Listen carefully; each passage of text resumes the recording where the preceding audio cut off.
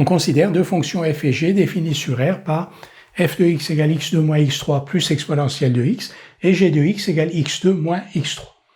On nous demande d'étudier la limite de la fonction g en moins l'infini et d'en déduire la limite de f en moins l'infini. Étude de la limite de la fonction g en moins l'infini d'abord. Donc g de x égale x2 moins x3. La limite de x2 quand x tend vers moins l'infini est égale à plus l'infini.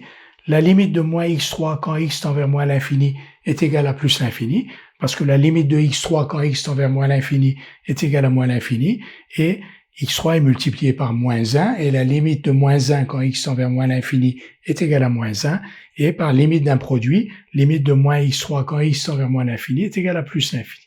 Et maintenant, par limite d'une somme, la limite de x2 moins x3 quand x tend vers moins l'infini est égal à plus l'infini, c'est à plus l'infini qui donne plus l'infini.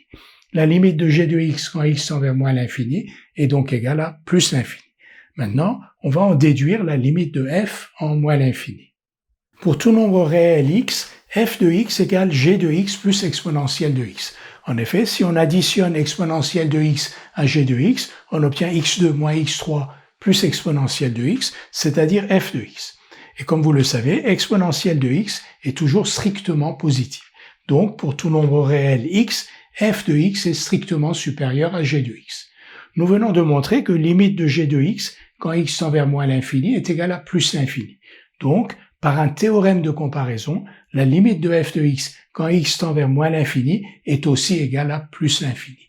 En effet, f est supérieur à g pour tout nombre réel x, la limite de g quand x tend vers moins l'infini est égale à plus l'infini, donc par un théorème de comparaison, la limite de f quand x tend vers moins l'infini est aussi égale à plus l'infini.